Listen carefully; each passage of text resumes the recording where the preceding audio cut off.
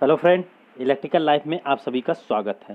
Friends, हम discuss करेंगे UPPCL JE, SSC JE, PGCIL JE या फिर किसी भी स्टेट या फिर किसी पीएसयू जेई के एग्ज़ाम के लिए प्रैक्टिस सेट। और ये प्रैक्टिस सेट आपका 24 है और इसमें आपको 30+ एमसीक्यू मिलेंगे और सारे के सारे एमसीक्यू का जो सोल्यूशन होगा वो पूरे डिटेल फॉर्म में होगा। एक एक क्वेश्चन को आप ध्यान से समझिए कि क्या है क्वेश्चन। ठीक है, तो चलिए क्वेश्चन हमारा आज का पहला है कि the following property of semiconductor can not be determine from hall effect. अगर हम बात करें कि अगर आपको सेमीकंडक्टर की कौन सी प्रॉपर्टी हॉल इफेक्ट द्वारा मतलब डिटरमाइन नहीं की जा सकती है तो फिर आपको वो बताना है। ठीक है, तो देखिए पहला आपका है सेमीकंडक्टर इज एन टाइप और P type, the carrier concentration, the mobility of semiconductor, the atomic concentration of semiconductor. तो हॉल इफेक्ट के कारण आप क्या पता नहीं कर सकते हो।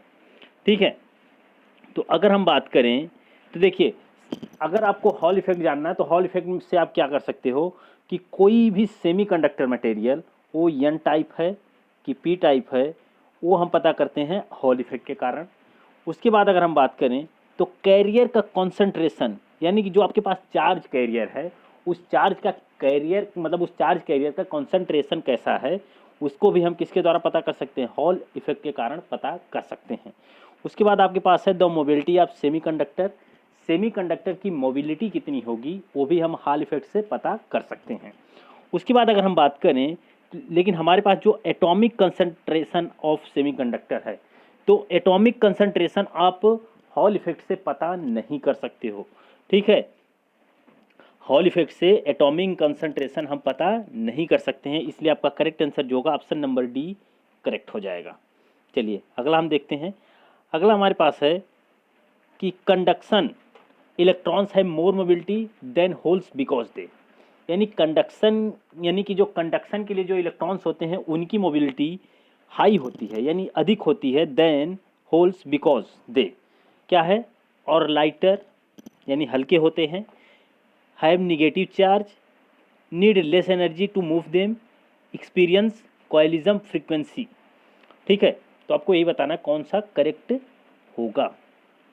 ठीक है, अगर हम बात करें तो इलेक्ट्रॉन्स देखिए हल्के होते हैं बट ये इसका सुटेबल आंसर नहीं है, प्रॉपर आंसर नहीं है कि इलेक्ट्रॉन्स की मोबिलिटी किससे होल से ज़्यादा होती है। तो इसका एक कारण सिर्फ ये नहीं है कि मतलब ये हल्के होते हैं, हाँ हल्के होते हैं उसकी तुलना में, और इनके पास निगेटिव चार्ज होता है ये भी क्लियर है, लेकिन ये पूरे फैक्ट को आपको शो नहीं करता है। अगर हम बात करें तो इसका जो करेक्ट आंसर होगा वह आंसर होगा कि need less energy to move them, यानी घूमने में बहुत कम ऊर्जा की ज़रूरत पड़ती है, जबकि होल्स को घूमने में अधिक ऊर्जा की रिक्वायरमेंट होती है। मोबिलिटी का मतलब क्या है कि मूव करना, मूव करने का मतलब कि उसको घूमना पड़ेगा क्योंकि इलेक्ट्रॉन्स जो होते हैं वो पूरे मतलब कि सेल में भी रोटेट करते हैं और अपने अक्ष पे यानी अपने एक्सिस पे भी रोटेट करते हैं। तो इन्हें घूमने के लिए जो एनर्जी की रिक्वायरमेंट होगी वो बहुत कम होती है। ठीक है, जो एनर्जी की रिक्वायरमेंट होती है वह बहुत कम होती है। तो क्लियर है ये? तो अब आपका जो करेक्ट आंसर होगा वो ऑप्शन नंबर सी हो जाएगा, ऑप्शन नंबर सी हो जाएगा। अगर हम मोबिलिटी की बात करें तो मोबिलिटी आपकी जो मतलब डिपेंड करती है वह होता है वोल्टेज बराबर म्यू इंटू ई। ये बहुत इंपॉर्टेंट फार्मूला है, ये फार्मूला आप याद रखिएगा कि म्यू ये जो आपको शो किया गया यही आपकी क्या है, मोबिलिटी है। क्या है, मोबिलिटी ऑफ चार्ज कैरियर यानी इलेक्ट्रॉन्स की मोबिलिटी है। और मोबिलिटी बराबर आपका होता है, अगर बात करें मोबिलिटी तो मोबिलिटी बराबर होता है क्यू टी अपान यम, क्यू टी अपान यम, ये होता है मोबिलिटी आपका। तो याद रहे, और आपको ये भी याद रखना है कि जो आपकी मोबिलिटी होती है इलेक्ट्रॉन्स की वो ज़्यादा होती है मतलब होल्स की तुलना में। तो उसका एक कारण ये भी है कि ये जो मतलब इलेक्ट्रॉन्स होते हैं क्या होते हैं, हल्के होते हैं। ठीक है, चलिए अगला क्वेश्चन है। अगला है P I N diode is reverse bias condition offer, यानी एक पी आई एन डायोड। ठीक है, पी आई एन डायोड मतलब कि पिन डायोड जो है वो रिवर्स बायस कंडीशन में क्या ऑफर करता है, zero resistance, unit resistance, finite resistance, infinite resistance. अब देखिए अगर हम बात करें कोई भी डायोड है, बेसिकली अगर डायोड की बात करें तो सिंबल ऐसा होता है एक डायोड का। ठीक है, कोई भी डायोड है आपके पास तो डायोड जब भी हम रिवर्स बायस में, नॉर्मल डायोड की बात करें तो रिवर्स बायस में वह एज ए ओपन स्विच की तरह बिहेव करता है। रिवर्स बायस की बात कर रहे हैं, रिवर्स बायस में एज ए ओपन स्विच, क्योंकि डायोड मतलब क्या है, एक स्विच है, ये फॉरवर्ड बायस में शॉर्ट सर्किट स्विच की तरह और रिवर्स बायस में ओपन सर्किट स्विच की तरह बिहेव करता है। तो ओपन सर्किट स्विच की तरह अगर बिहेव करेगा रिवर्स बायस में, कंडीशन बोल रखा है आपसे रिवर्स बायस में, तो ओपन सर्किट स्विच है। अब देखिए कोई स्विच ओपन है तो इसके बीच का रेजिस्टेंस क्या होता है, इनफाइनाइट होता है। ये आपको पता होना चाहिए कि कोई भी सर्किट अगर ओपन है तो वहाँ पे करंट जीरो होता है और रेजिस्टेंस जो होता है वो इनफाइनाइट होता है। तो PIN डायोड यानी पिन डायोड की अगर हम बात करें तो रिवर्स बायस में हम कंडीशन जो ऑफर करेगा वो क्या होगा, आपके पास इनफाइनाइट रेजिस्टेंस होगा, इनफाइनाइट रेजिस्टेंस होगा। ठीक है। अब देखिए जो पिन डायोड होता है इसको हम माइक्रोवेव स्विच भी बोलते हैं, ये याद रखिएगा। कभी कभी पूछा जाता है कि माइक्रोवेव स्विच किस डायोड को बोला जाता है, तो माइक्रोवेव स्विच जो बोला जाता है वो पिन डायोड को बोला जाता है। ठीक है। और अगर हम इसमें बात करें तो जो आपका पिन डायोड बनाया जाता है यह बहुत, इसके जैसे पिन डायोड को PN मतलब जंक्शन से हम बनाएंगे P टाइप मटेरियल और N टाइप के मटेरियल को लेके, तो P टाइप भी हाईली डोप्ड होगा जबकि N टाइप भी कैसा होगा, हाईली डोप्ड होगा। ठीक है। दोनों के दोनों हम क्या रखते हैं, हाईली डोप रखते हैं, ये चीज़ आपको याद रखना है। ठीक है।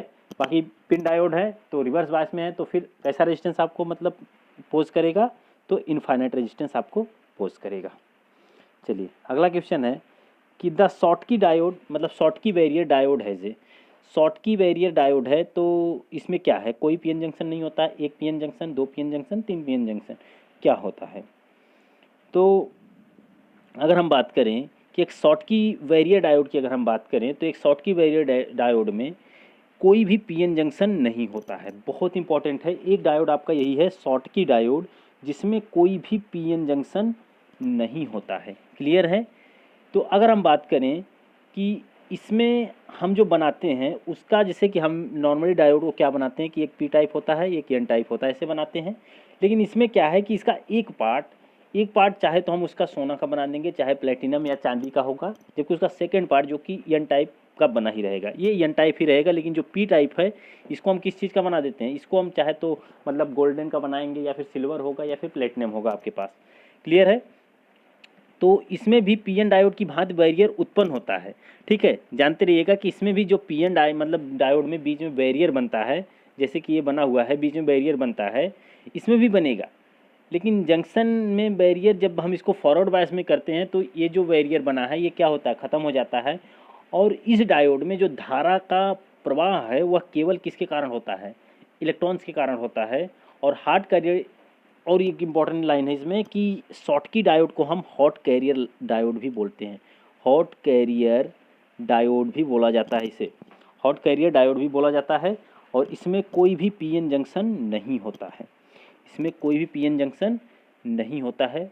बहुत इंपॉर्टेंट है, ये आपको याद रखना है। क्लियर। चलिए अब हम देखते हैं अगला क्वेश्चन। अगला क्वेश्चन आपके पास है कि एक common base current gain of A PNP bipolar transistor is 0.99, the common emitter current gain of the transistor is, यानी एक PNP ट्रांजिस्टर का कॉमन बेस परिपथ का प्रवर्धन गुणांक यानी 0.99 है, तो इस ट्रांजिस्टर का कॉमन एमिटर परिपथ का धारा लाभ क्या होगा, यही आपसे पूछा जा रहा है। अब देखिए अगर आपको मैं एक चीज़ बता दूं कि जब हम कॉमन बेस पढ़ते हैं यानी CB, ठीक है, कॉमन बेस हम पढ़ते हैं तो कॉमन बेस में जो आपका करंट गेन होता है उसको हम अल्फा से लिखते हैं, कॉमन एमीटर पढ़ते हैं तो उसको बीटा से लिखते हैं, और कॉमन कलेक्टर पढ़ते हैं तो उसको हम लिखते हैं गामा से। ठीक है। तो ये जो अल्फ़ा बीटा है इनके बीच में रिलेशन होता है। अब इसमें आपको ये पता है कि आपको ये वाला वैल्यू दिया है, यानी कि कॉमन बेस में जो करंट गेन है यानी अल्फ़ा का मान आपको 0.99 दिया है, बीटा का मान क्या होगा यही आपसे पूछा जा रहा है। तो इन दोनों के बीच में ना रिलेशन होता है, उस रिलेशन को अगर आपको याद है, वो फॉर्मूला याद है तो फिर कोई दिक्कत नहीं है। तो फॉर्मूला होता है बीटा बराबर alpha upon 1 minus alpha, alpha upon 1 minus alpha. नहीं तो अगर हम बात करें तो अल्फ़ा बराबर जो होता है, जो करंट गेन है, ये आउटपुट करंट अपान इनपुट करंट होता है। और ध्यान समझना, आउटपुट करंट अपान इनपुट करंट, आउटपुट करंट आप हम बोलते हैं कॉमन बेस में कौन सा होता है, कलेक्टर करंट बटे एमीटर करंट। अल्फ़ा गेन अगर आपको पता करना है तो आउटपुट करंट यानी IC यानी कलेक्टर करंट बटे एमीटर करंट आपका होता है। ठीक है। और अल्फ़ा का जो रिलेशन बीटा से होता है वो होता है बीटा बराबर अल्फ़ा अपान 1 माइनस अल्फ़ा। अब इसको निकालते कैसे हैं, आपको पता है कि आई ई यानी कि एमीटर करंट बराबर आई बी प्लस आई सी होता है, आई बी प्लस आई सी। तो आई बी की वैल्यू जो होती है वो क्या होगी, प्लस आई सी की वैल्यू क्या होगी, दोनों आपको मतलब क्या करना है, आपको इसमें कुछ भी नहीं करना है। अब आपको आई सी नहीं पता है तो हम इसमें क्या करेंगे, आई बी अपन आई सी किसी न किसी पार्ट से मतलब हम डिवाइड कर देंगे इसमें और हम निकाल लेंगे, ठीक है, जिससे हमारा ये निकल के आ जाएगा। बीटा बराबर अगर हम बात करें तो बीटा जो होता है वो कॉमन एमीटर गेन होता है। तो कॉमन एमीटर गेन जो बीटा बराबर हम लिखते हैं वह होता है आई सी अपान आई बी, आई सी अपान आई बी होता है, ठीक है, आई सी अपान आई बी होता है। ये क्लियर होना चाहिए आपको। ओके, चलिए, तो बीटा का जो फॉर्मूला होता है वह होता है अल्फ़ा अपान 1 माइनस अल्फ़ा। तो 0.99, ये अल्फ़ा का मान दिया 1 माइनस 0.99, ठीक है, यही तो है। जैसे ही आप रखेंगे आप देखेंगे 0.99 1 में से जाएगा तो 0.01 बचेगा। तो 0.99 अपान 0.01, ठीक है, डिवाइड करेंगे तो ये 99 आ जाएगा। तो बीटा की वैल्यू कितना आएगी, 99, जो कि ऑप्शन नंबर सी में आपको दिया हुआ है। तो करेक्ट आंसर कौन सा हो जाएगा, ऑप्शन नंबर सी। चलिए अगला क्वेश्चन हम देखते हैं कि which of the following configuration is used for emitter follower amplifier, यानी कौन सा कॉन्फ़िगरेशन एमीटर फॉलोअर की तरह काम करता है, एमीटर फॉलोअर की तरह। अब कॉन्फ़िगरेशन बोला है तो मतलब कि सीबी यानी कॉमन बेस या कॉमन एमीटर या फिर कॉमन कलेक्टर, तीनों में से कौन सा है। तो ऑप्शन आप ध्यान से देखिए और आप बताइए कौन सा होगा, ठीक है, common base, common ammeter, common collector या नॉन ऑफ दीज, तो कौन सा होगा। तो अगर हम बात करें कि जो कौन सा मतलब है जो एमीटर फॉलोअर की तरह काम करता है।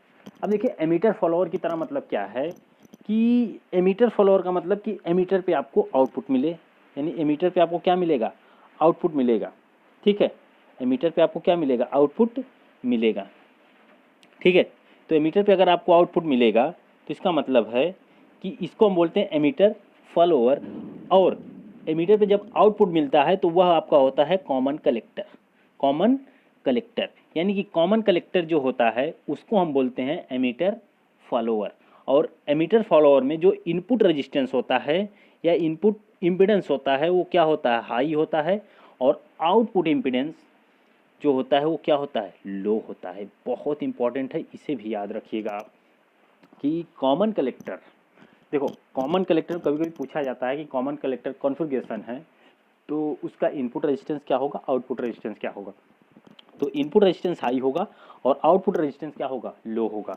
कॉमन बेस की अगर बात करें तो कॉमन बेस में आप बताओ कि कॉमन बेस में अगर हम बात करें तो कॉमन बेस में आपका इनपुट रेजिस्टेंस जो होता है वो लो होता है और आउटपुट रेजिस्टेंस क्या होता है, हाई होता है। ये बहुत इंपॉर्टेंट है, ठीक। चलिए अब देखते हैं अगला क्वेश्चन।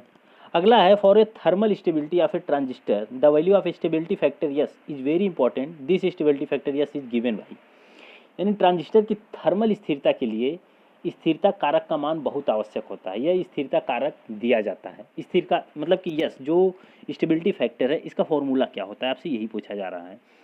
अब देखिए जो स्थिरता मतलब स्टेबिलिटी की अगर हम बात करें तो यह रिवर्स सैचुरेशन परिवर्तन के साथ कलेक्टर धारा में परिवर्तन को बताता है, ठीक है। रिवर्स सैचुरेशन करंट तथा कलेक्टर धारा के अनुपात को जो बताता है उसे हम क्या कहते हैं, उसे हम कहते हैं स्टेबिलिटी फैक्टर। यानी कि अगर हम बात करें तो यह होता है डेल्टा आई सी अपान डेल्टा आई सी ओ, ठीक है, ऑप्शन नंबर बी, जो कि ऑप्शन नंबर बी में आपको दिया हुआ है यह आपका होता है, ठीक है, क्या, डेल्टा आई सी अपान डेल्टा आई सी ओ, यानी कि कलेक्टर करंट तथा जो मतलब आपका करंट है सैचुरेशन करंट, ठीक है, रिवर्स सैचुरेशन करंट, उसके रेशियो को हम क्या बोलते हैं, स्टेबिलिटी फैक्टर बोलते हैं। और स्टेबिलिटी फैक्टर को अगर आप कभी कभी ये देखेंगे कि यस बराबर जो होता है वो बीटा प्लस 1 होता है, ये भी एक स्टेबिलिटी मतलब कि फैक्टर का फॉर्मूला होता है, ठीक है। ये बहुत इंपॉर्टेंट है, इसे आप याद रखिएगा, ठीक है। उसके बाद अगर हम बात करें तो स्टेबिलिटी फैक्टर की अगर हम बात करें कि मतलब कि अगर किसी ट्रांजिस्टर को आपको फुल स्टेबल करना है, निश्चित करने के लिए यस का मान जो होता है वह 25% से भी कम लिया जाता है। यस की जो वैल्यू होती है वह 25% से भी कम होती है, यानी 25% से भी कम होती है। ओके, चलिए अब देखते हैं अगला क्वेश्चन। अगला क्वेश्चन आपके पास है, if the input to a differentiating circuit is a triangular wave then the output wave will be, यानी एक यदि एक अंतर सर्किट में इनपुट एक त्रिकोणीय तरंग है तो आउटपुट की तरंग होगी एक अंतर सर्किट में, यानी कि डिफरेंशिएटिंग सर्किट आपके पास है, इनपुट आपका त्रिकोणीय है तो आउटपुट क्या होगा, rectangular wave, ramp, square wave, short tooth wave, क्या होगा आपको यही बताना है। अब देखिए, तो इसका जो करेक्ट आंसर होगा वो होगा स्क्वायर वेव। अगर एक डिफरेंशिएट सर्किट आपके पास है, उसका इनपुट अगर आपका क्या है, ट्रेंगुलर वेव का है, तो आउटपुट जो होगा वह वर्गाकार होगा, यानी स्क्वायर वेव का होगा। तो आपका करेक्ट आंसर जो होगा ऑप्शन नंबर सी होगा। चलिए अगला क्वेश्चन है हमारा, देखिए ध्यान से कि Barkhausen criteria for an amplifier state that, यानी कि बर्कहाउज़न क्राइटेरिया जो होती है एम्पलीफायर के लिए वो क्या आपको बताती है। ऑप्शन नंबर ए क्या है आपका कि at a frequency of oscillation the phase of the looping gain must be 180 degree and the gain must be 0, यानी दोलन की आवृत्ति पर लूप लाभ का जो फेज है 180 डिग्री होगा तथा लाभ जो होगा वो 0 डिग्री पर होना चाहिए। उसके बाद दोलन आवृत्ति पर लूप लाभ का फेज 180 डिग्री तथा लाभ यूनिटी, मतलब यूनिटी होना चाहिए। ठीक है, दोलन आवृत्ति पर लूप लाभ का फेज 0 तथा लाभ 1 होना चाहिए। दोलन आवृत्ति पर लूप लाभ का फेज 90 डिग्री तथा फेज लॉफ 1 होना चाहिए। तो जो करेक्ट आंसर होगा वह कितना होगा आपको यही बताना है। तो देखिए, जो बर्कहाउज़न क्राइटेरिया हम पढ़ते हैं बेसिकली यह है दोलन आवृत्ति पर लूप लाभ का फेज 180 डिग्री तथा लाभ यूनिटी, जो मतलब कि लाभ जो होना चाहिए वो क्या होना चाहिए, यूनिटी होना चाहिए। और जो बर्कहाउज़न क्राइटेरिया हमारे लिए फुलफिल होती beta into E is greater than या इक्वल टू 1, ये आपकी फुलफिल होती है बर्कहाउज़न क्राइटेरिया में। तो बर्कहाउज़न क्राइटेरिया जो होती है एक एम्पलीफायर सर्किट है और इसमें जो फीडबैक यूज करते हैं वह फीडबैक आपके पास होता है पॉजिटिव फीडबैक। कैसा होता है, पॉजिटिव फीडबैक होता है। क्लियर। चलिए अब देखते हैं अगला क्वेश्चन। अगला है DC to radio frequency efficiency of an ideal class of amplifier is, एक डीसी जो आपके पास रेडियो फ्रीक्वेंसी एफिशिएंसी होती है उसकी आइडियल जो क्लास ऑफ एम्पलीफायर है वो कितना होती है, यही आपसे पूछा जा रहा है। तो देखिए, किसी भी उपकरण की अगर आपको एफिशिएंसी बतानी है तो उस उपकरण ने कितनी ऊर्जा का रूपांतरण एक माध्यम से दूसरे माध्यम में परिवर्तित किया, वही उसका क्या होता है, एफिशिएंसी होती है। तो DC to radio frequency efficiency of an ideal class या एम्पलीफायर। अब देखिए आइडियल क्लॉस बोला है, अब देखिए आइडियल का मतलब क्या हो गया कि ये जो भी क्लास एम्पलीफायर है ये मतलब इनपुट एनर्जी को पूरा आउटपुट में कन्वर्ट किया होगा, क्योंकि एक आइडियल की बात की गई है। जब एक आइडियल की बात की गई है तो इसका मतलब है कि इसकी एफिशिएंसी कितनी होगी, 100% होगी। इसकी एफिशिएंसी कितनी होगी, 100% होनी चाहिए। ठीक है। चलिए अब देखिए अगला क्वेश्चन क्या है कि use of series shunt negative feedback in an amplifier will be, एक एम्पलीफायर में श्रेणी शंट निगेटिव फीडबैक का प्रयोग होगा। तो एक एम्पलीफायर है उसका श्रेणी शंट निगेटिव फीडबैक का आप उपयोग करते हो तो फिर उसमें आपको क्या मिलेगा, उसमें आपको मिलेगा कि increase input impedance and decrease output impedance, decrease input impedance and decrease output impedance, decrease input impedance and increase output impedance, increase input impedance and increase output impedance, क्या होगा। तो देखिए सीरीज शंट एम्पलीफायर का जब हम इस्तेमाल करते हैं तो इससे क्या होता है कि हमारा इंक्रीज होता है इनपुट इम्पीडेंस एंड डिक्रीज होता है आउटपुट इम्पीडेंस। अब देखिए हम जब भी बात करें तो इसमें बोला है कि श्रेणी शंट निगेटिव फीडबैक। देखिए जब भी सीरीज होगा, ठीक है, सीरीज और शंट, ठीक है, सीरीज और शंट, तो शंट जो करता है यह आपका क्या करेगा, शंट जो होता है यह आपका आउटपुट का बढ़ाएगा और सीरीज जो होगा ये क्या करेगा, ये इनपुट में बढ़ाएगा। ठीक है, तो अगर जहाँ पे आप सीरीज यूज करते हो वो क्या करता है, इम्पीडेंस आपको बढ़ाता है, और शंट जहाँ पे यूज करते हो वो इम्पीडेंस को घटाता है। ठीक है, शंट जहाँ पे यूज होता है वो इम्पीडेंस को घटाएगा। तो सीरीज शंट आप यूज कर रहे हो तो इनपुट पे आपका बढ़ेगा, आउटपुट में घटेगा। अगर शंट सीरीज यूज करते तो शंट सीरीज तो इनपुट में घटेगा और आउटपुट में बढ़ेगा। शंट शंट यूज करते तो इनपुट में भी घटेगा, आउटपुट में भी घटेगा। सीरीज यूज करेंगे तो इनपुट में भी बढ़ेगा और आउटपुट में भी बढ़ेगा। तो याद रखिएगा इस चीज़ को। चलिए इसका जो क्वेश्चन का आंसर है वो ऑप्शन नंबर ए करेक्ट है। चलिए अगला क्वेश्चन है कि लैप वाइंडिंग में समांतर पथों की संख्या की तुलना में ध्रुवों की संख्या होती है। अब आप अगर लैप वाइंडिंग यूज कर रहे हो तो उसमें जो पैरेलल पाथ होते हैं वो ध्रुवों की संख्या में कितने होते हैं। तो क्वेश्चन क्या बोला है, लैप वाइंडिंग, लैप वाइंडिंग मतलब P बराबर A होता है, यानी कि जो पैरेलल पाथ होते हैं वो नंबर ऑफ पोल्स के बराबर होते हैं। अगर वेव वाइंडिंग होती तो ए बराबर जो रखते हैं वो कितना होता है, 2 होता है। ये आपको याद रखना है, ठीक है। चलिए अगला क्वेश्चन है कि दिए गए चित्र में डीसी मशीन का कौन सा भाग दर्शाया गया है। ये जो भाग मतलब आपको जो दिख रहा है ये चित्र, ये किस चीज़ का है, योक का है, पोल कोर का है, आर्मेचर का है, दिक् परिवर्तक का है, किस चीज़ का है, आपको यही बताना है। तो यह जो है यह आपको दिखाया गया योक का। योक बेसिकली किसी डीसी मशीन या फिर किसी मशीन का वह बाहरी पार्ट होता है जो कि सभी इक्विपमेंट, सभी पार्ट को क्या करता है, कवर करके रखता है, ताकि उनके ऊपर धूल वगैरह मतलब ना जाए, ठीक है। तो ये बाहरी पार्ट है किसी डीसी मशीन का, इसको हम क्या बोलते हैं, योक बोलते हैं। चलिए अगला क्वेश्चन है आपका कि वह बल आघूर्ण या फिर वह टॉर्क, मतलब वह टॉर्क जो कार्य करने के लिए उपलब्ध रहता है उसे क्या कहते हैं। यानी कि वह टॉर्क जो कार्य करने के लिए उपलब्ध रहता है उसे हम क्या कहते हैं। तो अब देखिए, यानी कि कार्य करने के लिए वह टॉर्क होगा जो आपको सैफ्ट में मिलेगा, ठीक है। वो किस में मिलेगा, सैफ्ट। जैसे आप मान लो जनरेटर यूज कर रहे हो तो मैकेनिकल से इलेक्ट्रिकल में कन्वर्ट करोगे, लेकिन मोटर यूज करोगे तो इलेक्ट्रिकल से मैकेनिकल में कन्वर्ट करोगे। तो मैकेनिकल पे आपको आउटपुट पे क्या मिलेगा, एक टॉर्क मिलेगा, और ये टॉर्क आपका तभी यूजफुल होगा जो सैफ्ट मिलता है, ठीक है। और बाकी किसी टॉर्क से हमसे कोई मतलब नहीं है, जो सैफ्ट पे टॉर्क मिलेगा वही हमारा टॉर्क क्या कहलाता है, वर्क वाला टॉर्क कहलाता है, कार्य करने वाला टॉर्क कहलाता है। तो इसे हम कहते हैं सैफ्ट बल आघूर्ण, यानी जो टॉर्क कार्य करने के लिए होता है उसे हम क्या कहेंगे, सॉफ्ट मतलब कहेंगे, ठीक है, सॉफ्ट आघूर्ण या फिर सॉफ्ट मतलब सैफ्ट टॉर्क कहेंगे, ठीक है। और अगर हम बात करें कि आर्मेचर टॉर्क आपका क्या होता है, तो आर्मेचर टॉर्क वह होता है कि आर्मेचर टॉर्क शेष भाग शाफ्ट पर लागू होता है, जिसे शाफ्ट टॉर्क कहते हैं, ठीक है। तो जितना आपका सैफ मतलब कि आर्मेचर से बचने के बाद जो टॉर्क आपका लगता है सैफ्ट, वो होता है सैफ्ट टॉर्क। सैफ्ट टॉर्क को मिला के और लॉस टॉर्क को मिला के आपके पास जो बनता है वो क्या होता है, आपके पास आर्मेचर टॉर्क होता है, ठीक है। और टॉर्क का जो मात्रक होता है वो न्यूटन मीटर होता है, इसमें कोई डाउट नहीं है। और सैफ्ट टॉर्क जो होता है वह बाहरी कार्यों के लिए किया जाता है, ये भी आपको पता है, ठीक है। और अगर हम बात करें कि टॉर्क अगर आपको लिखना है कि आर्मेचर टॉर्क, जैसे अगर आपको नहीं पता है तो आर्मेचर टॉर्क हम लिखते हैं तो shaft torque plus loss torque, ठीक है। ये बहुत इंपॉर्टेंट है, ये आप याद रखिएगा कि जैसे अगर आपको टी सैफ्ट लिखना है मान लो, तो ये क्या होगा, T armature minus T loss, ठीक है, टी लॉस टॉर्क ऐसे हम लिखेंगे। तो टी सैफ्ट टॉर्क भी आपको पता होना चाहिए। आर्मेचर टॉर्क अगर आप लिखोगे तो T loss torque plus T shaft torque ऐसे आप लिख देना, ओके। चलिए अगला क्वेश्चन है, अगला है कार्बन ब्रशों पर चिंगारी आने की स्थिति में क्या करना चाहिए। अगर आप कार्बन ब्रश यूज कर रहे हो और उस पर क्या आ गई, चिंगारी आ गई, तो इस स्थिति में आपको क्या करना चाहिए, भार को कम करें, लाइन वोल्टता की जांच करें, स्टार्टर को टेस्ट करें, या फिर कम्यूटेटर को साफ करें, क्या करना चाहिए।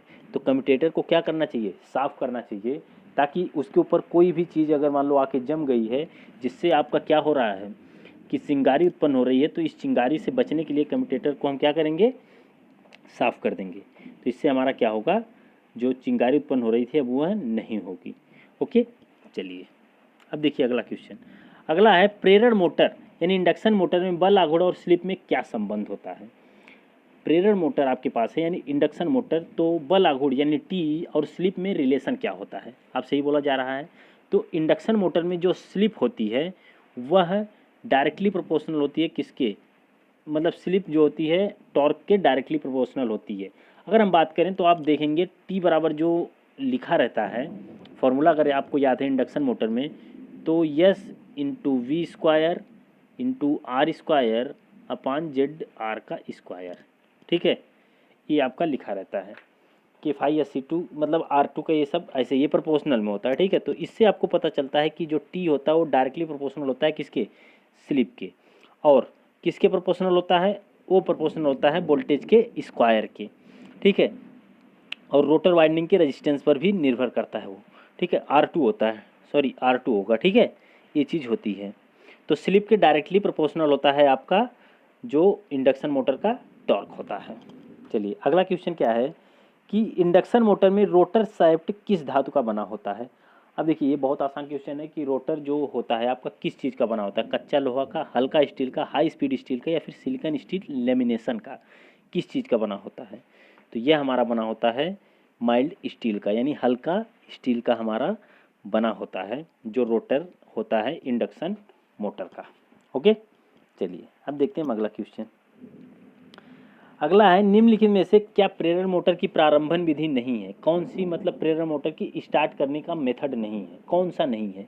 Direct online starter, auto ignition starter, rheostatic starter, auto transformer starter. कौन सा नहीं है ये आपसे पूछा जा रहा है।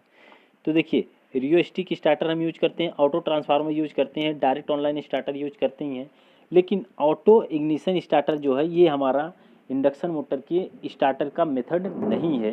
तो करेक्ट आंसर जो होगा वो ऑप्शन नंबर बी हो जाएगा। चलिए अगला क्वेश्चन है कि एक लैंप के चोक में लघु परिवर्तन यानी शॉर्ट सर्किट हो गया, इसका क्या परिणाम होगा? अब एक लैंप का चोक है, चोक बेसिकली अगर बात करें तो बेसिकली एक आप समझ जाओ कि इंडक्टर होता है जो कि शॉर्ट सर्किट हो गया। तो इससे क्या होगा, लैंप को फिर से चालू करने पर उसका फिलामेंट फूक जाएगा, परिपथ में विद्युत धारा तेजी से बढ़ जाएगी, लैंप तेज प्रकाश देगा, लैंप धीमा प्रकाश देगा। क्या करेक्ट आंसर होगा? 140 नंबर का जो क्वेश्चन है उसका करेक्ट आंसर क्या होना चाहिए? तो देखिए, अगर शॉर्ट सर्किट है तो पहली चीज़ जाओ कि शॉर्ट सर्किट का मतलब क्या है कि रेजिस्टेंस का मान क्या हो गया है? जीरो। अगर रेजिस्टेंस का मान जीरो हो गया तो इसका मतलब है कि रेजिस्टेंस अगर जीरो हो गया तो लैंप को फिर से चालू करने के लिए, लैंप को फिर से चालू करने पर उसका जो फिलामेंट होगा वो फूक जाएगा। क्योंकि अगर आर अगर जीरो हो गया तो इसका मतलब करंट जो होगी वो क्या होगी? इनफाइनाइट हो जाएगी। यानी कि इनफाइनाइट का मतलब कि मैक्सिमम करंट फ्लो होगी। जब मैक्सिमम करंट फ्लो होगी तो इसका मतलब है कि जो फिलामेंट होगा वो क्या होगा? फूक जाएगा। और फिलामेंट क्या करेगा? फूक जाएगा। ओके, चलिए अब देखते हैं अगला क्वेश्चन।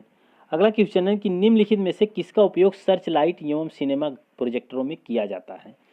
बताइए, निम्नलिखित किसका उपयोग सर्च लाइट एवं सिनेमा घर के प्रोजेक्टरों में किया जाता है? नियॉन लैंप का, HPMV लैंप का, ऑर्क लैंप का, या टंगस्टन फिलामेंट लैंप का? किसका इस्तेमाल करते हैं?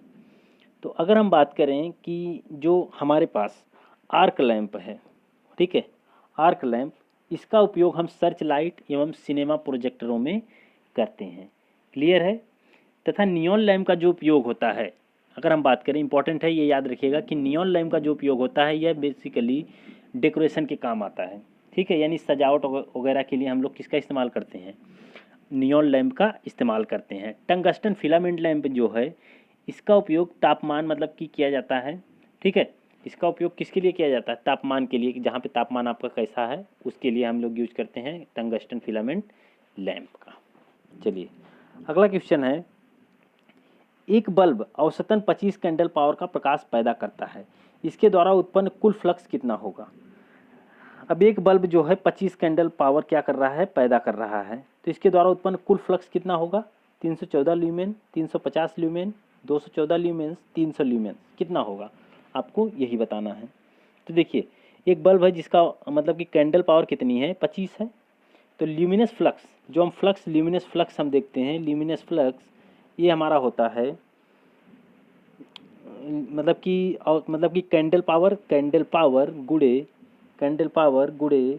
4 पाई। ठीक है, 4 पाई कैंडल पावर गुड़े 4 पाई, कैंडल पावर गुड़े 4 पाई, तो 25 गुड़े 4 गुड़े 3.14 गुड़े 3.14। तो इसका हम कर लेंगे गुड़ा। जैसे ही आप गुड़ा करोगे तो आपको 314 ल्यूमेन मिल जाएगा। तो करेक्ट आंसर जो होगा वो होगा, फॉर्मूला बहुत इंपॉर्टेंट था कि ल्यूमिनस फ्लक्स बराबर जो होता है कैंडल पावर गुड़े 4 पाई, यानी 4 पाई कैंडल पावर होता है। ओके, चलिए अगला क्वेश्चन है। अगला है, मोटर परिपथ के लिए कौन से रंग की MCB नॉब चयन किया जाता है? MCB नॉब जो कि मोटर परिपथ में हम यूज करते हैं तो कौन से रंग की होती है, यही आपको बताना है। तो मोटर परिपथ के लिए हम लोग नीले रंग की देखेंगे, आपके पास मतलब लगी होगी कि जो जो हम मतलब नॉब का मतलब क्या कि जो वो ऑन और ऑफ करने के लिए हम लोग यूज करते हैं MCB, तो किस रंग की होती है? तो आप देखेंगे कि वह नीले मतलब कि नीले रंग की होती है। ठीक है, तो ऑप्शन नंबर ए जो होगा वो करेक्ट आंसर हो जाएगा। चलिए अगला क्वेश्चन आपका है कि डोमेस्टिक इंस्टॉलेशन का आकलन बनाते समय भार का आकलन किस आधार पर किया जाता है? अब देखिए, आप डोमेस्टिक मतलब समझ जाइए कि लाइटिंग कर रहे हैं तो आप उनके जो मतलब कि लोड हैं वो किस पर मतलब उसको आप मतलब ज्ञात करेंगे। तो नंबर ए जो है सारे भारों के योग का दोगुना, सारे विद्युत उपकरणों के संनिर्धारण का केवीओ में योग, सारे विद्युत उपकरणों के संनिर्धारण का किलोवाट में योग, सारे विद्युत उपकरणों के संनिर्धारण का औसत क्या होना चाहिए 144 का। तो किस पर ये डिपेंड करता है, तो ये डिपेंड करता है आपका ऑप्शन नंबर सी, यानी सारे विद्युत उपकरणों के संनिर्धारण मतलब कि total of rating of all electrical fitting in kilowatt, यानी किलोवाट में जितने भी आपके इक्विपमेंट लगे हुए हैं घर में उनके लोड के हिसाब से हम लोग मतलब कि डोमेस्टिक का मतलब आकलन करते हैं। ओके, चलिए अगला क्वेश्चन आपका है कि घरेलू उपभोक्ता जिसके पास अधिक प्रकाश और पंखे का भार है कि कौन सा प्रशुल्क यानी टैरिफ अधिक उपयोगी होता है। यानी अगर आप घरेलू यानी कि घरेलू कंज्यूमर की बात करें जिसके पास बहुत अधिक प्रकाश और बहुत अधिक पंखे का हम इस्तेमाल कर रहे हैं, तो उसके लिए कौन सा टैरिफ सबसे अधिक उपयोगी होगा। Flat rate tariff, tariff based on maximum demand, sliding scale tariff, two part tariff, किस पर डिपेंड करता है आपका। तो ये डिपेंड करता है आपका स्लाइडिंग स्केल टैरिफ, जो कि ऑप्शन नंबर सी में आपको दिया हुआ है। सर्पी स्केल टैरिफ का हम इस्तेमाल करते हैं जिसके पास पंखा और लो मतलब कि लाइटनिंग की व्यवस्था ज़्यादा है। तो ठीक है, अगर हम बात करें तो इसका जो अगर हम पावर फैक्टर की बात करें तो इस टैरिफ में जो पावर फैक्टर हमारा होता है वो 0.8 होता है, 0.8 के आसपास लिया जाता है। ठीक है, इसका मान ना ज़्यादा कम लिया जाता है ना तो अधिक लिया जाता है। ओके, चलिए अगला क्वेश्चन देखते हैं। अगला है कि इंडियन इलेक्ट्रिसिटी नियमन के अनुसार उच्च दाब लाइन यानी हाई वोल्टेज लाइन के सबसे नीचे वाले तार की जमीन से दूरी किससे कम नहीं होनी चाहिए। अब हाई वोल्टेज लाइन है, जो सबसे नीचे वाला वायर होगा 3 फेज वायर में जो सबसे नीचे वाला होगा उसकी ज़मीन से दूरी किससे कम नहीं होनी चाहिए। तो इसका जो करेक्ट आंसर होगा वह होगा 20 फीट, यानी 20 फीट से मतलब की दूरी कम नहीं होनी चाहिए। 20 फीट तो आपको मिनिमम रखनी ही पड़ेगी, 20 फीट से कम नहीं कर सकते। ओके, चलिए अगला क्वेश्चन हमारा है कि खुले परिपथ दोष यानी ओपन सर्किट फॉल्ट की वजह से प्रतिरोध मूल्य हो जाता है। अब ओपन सर्किट फॉल्ट हो रहा है तो प्रतिरोध क्या होगा, इनफाइनाइट होगा। क्लियर है ये, तो इसमें कोई डाउट नहीं है, क्योंकि ओपन सर्किट फॉल्ट का मतलब क्या है कि करंट का जीरो होना। अगर करंट का जीरो होना तो इसका मतलब रेजिस्टेंस का क्या होना, इनफाइनाइट होना। तो ओपन सर्किट फॉल्ट में रेजिस्टेंस क्या होगा, इनफाइनाइट, करंट जीरो हो जाएगी। शॉर्ट सर्किट फॉल्ट होता तो रेजिस्टेंस क्या हो जाता, जीरो, एंड करंट आपको इनफाइनाइट मान के चलना पड़ता। ओके, तो इसका करेक्ट आंसर जो होगा ऑप्शन नंबर ए होगा। चलिए अगला क्वेश्चन क्या है कि the most common type of 3 phase in unsymmetrical fault is. तो सबसे कॉमन टाइप फॉल्ट जो होता है 3 फेज में अनसिमेट्रिकल फॉल्ट वो कौन सा होता है, single line to ground fault, line to line fault, double line to ground fault, 3 phase fault. तो देखिए, तो अनसिमेट्रिकल फॉल्ट हम उसको कहते हैं जिसमें आपको मतलब आपके तीनों फेज इन्वॉल्व ना हो, सिर्फ 2 फेज हो, या फिर single line to ground fault हो, double line to ground fault हो, लाइन टू लाइन फॉल्ट हो, यानी तीनों फेज अगर इन्वॉल्व नहीं है तो इसका मतलब क्या है कि अनसिमेट्रिकल फॉल्ट है। अगर अनसिमेट्रिकल फॉल्ट में सबसे ज़्यादा कौन सा फॉल्ट होता है, ये क्वेश्चन आपका है। तो सबसे ज़्यादा जो फॉल्ट होता है वो होता है single line to ground fault, जो कि 70 से 80% आपके पावर सिस्टम में होता है। ठीक है, सबसे अधिक फॉल्ट जो होता है वो लाइन टू ग्राउंड फॉल्ट होता है। ठीक है, और जिसमें तीनों फेज आपके इन्वॉल्व होते हैं तो वह फॉल्ट हम बोलते हैं सिमेट्रिकल फॉल्ट।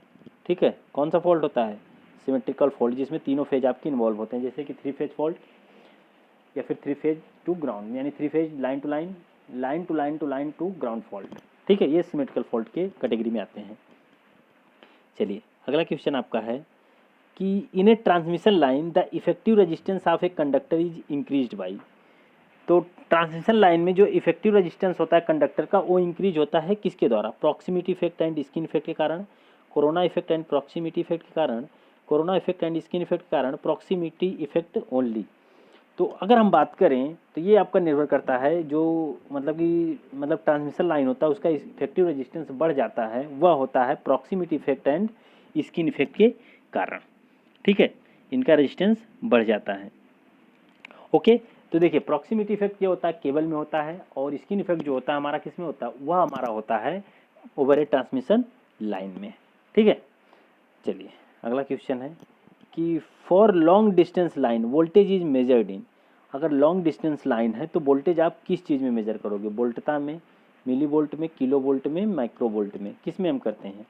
तो अगर हम बात करें कि वोल्टेज हमारा लॉन्ग डिस्टेंस के लिए है तो हम उसको किस में मेज़र करेंगे, किलो वोल्ट में मेज़र करते हैं। किस में मेज़र करते हैं, किलो वोल्ट में मेज़र करते हैं। तो फ्रेंड्स आज का हमारा ये क्वेश्चन कंप्लीट हो गया। नेक्स्ट वीडियो में हम और भी प्रैक्टिस सेट आपके लिए लेके आएंगे। तब तक के लिए वीडियो को आप देख लिए हैं तो चैनल को सब्सक्राइब कर लीजिए। और हाँ फ्रेंड्स, प्रैक्टिस करते रहिए, आपको यूपीपीसीएल की वैकेंसी बहुत जल्द देखने को मिलेगी। ठीक है, बाकी आपको प्रैक्टिस सेट वगैरह जो भी चाहिए डिस्क्रिप्शन में लिंक है, वहाँ से देख के अगर आपको पसंद हो तो आप परचेज कर सकते हो। Okay, thank you.